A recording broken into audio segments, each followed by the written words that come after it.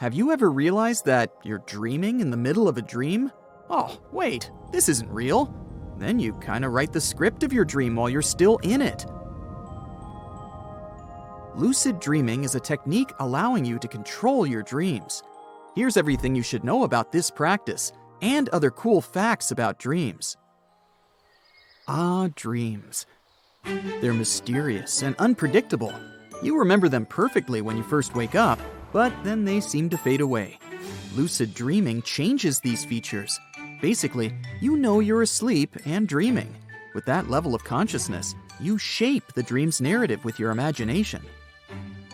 Several factors affect the recollection of dreams, such as how many hours you sleep and even your diet. Studies reveal that people who make less effort to remember what they dream about during the night can more easily enter the lucid state. If you've never had this type of dream, that's also okay. Good news, people can learn and get better at this with time. In fact, there's more than one way to practice having lucid dreams.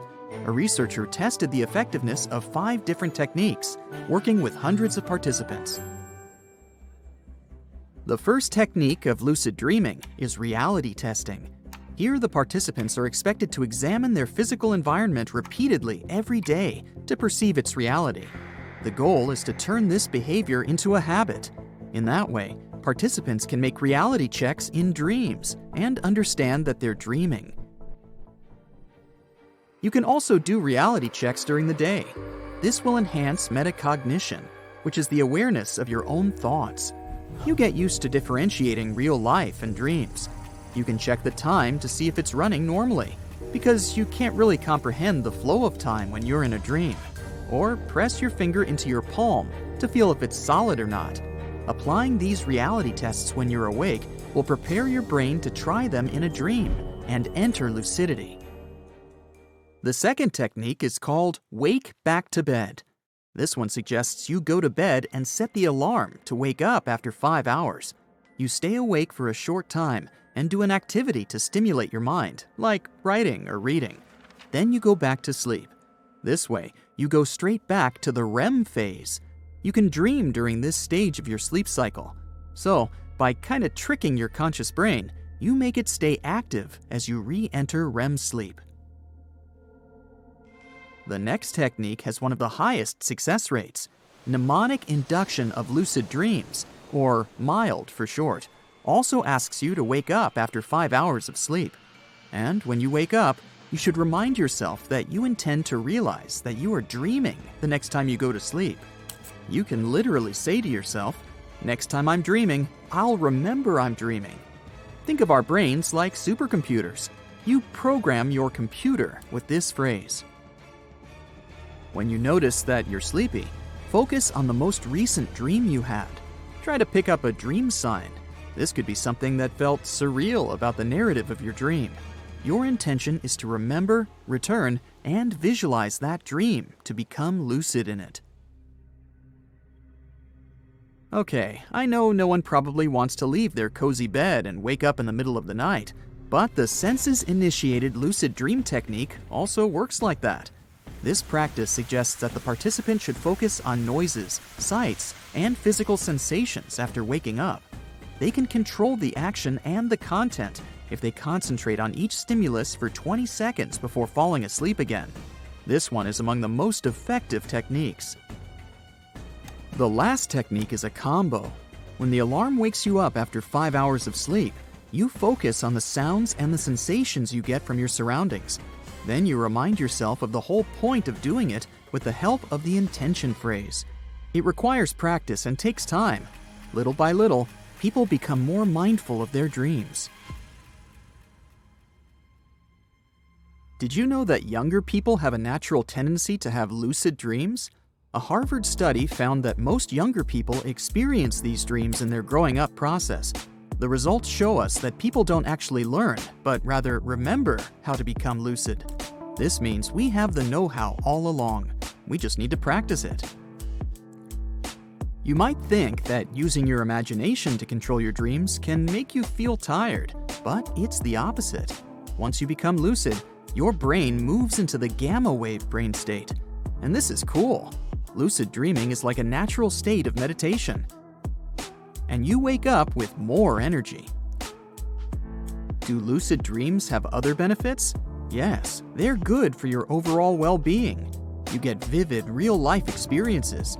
You can't do some of the things you can dream of when you're awake. It may help consolidate motor skills and ease anxiety.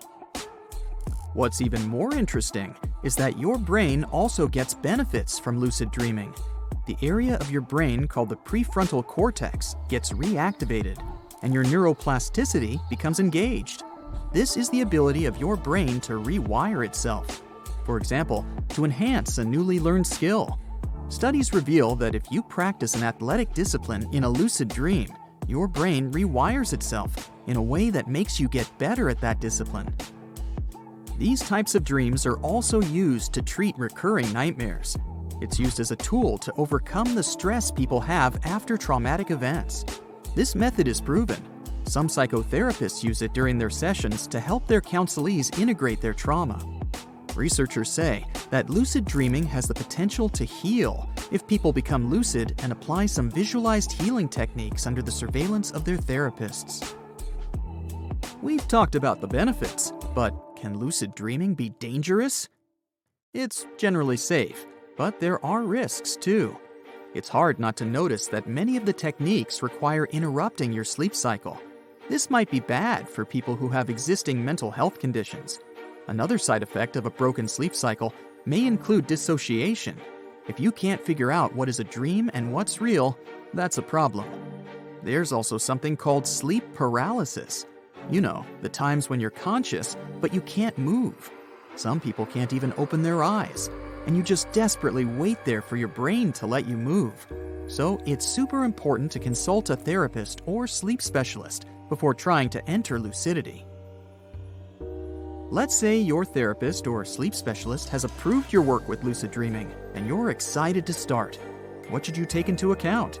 The answer is sleep hygiene.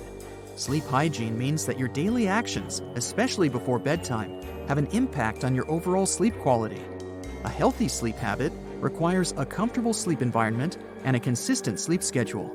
If you have those, you can get a restful sleep and rise and shine the next day.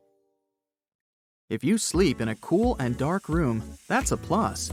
You've probably heard hundreds of times about the good effects of moving electronic devices out of your bedroom or stopping looking at screens at least 30 minutes before taking a nap. It works in favor of lucid dreaming too. This routine helps your brain to be in the mood for deep sleep, where you can dive into REM. People born blind have sensory dreams instead of image-based ones. Instead of the sense of sight, dreams are shaped by other senses. Other than that, the intensity of dreams is equal. By comparison, people who become blind later in life still have visual dreams. Here's a bonus. Animals also have dreams. Your four-pawed best friend sometimes goes on an adventure in their sleep. So, have you ever had lucid dreams? If yes, tell us about how it went. That's it for today. So hey, if you pacified your curiosity, then give the video a like and share it with your friends. Or if you want more, just click on these videos and stay on the bright side.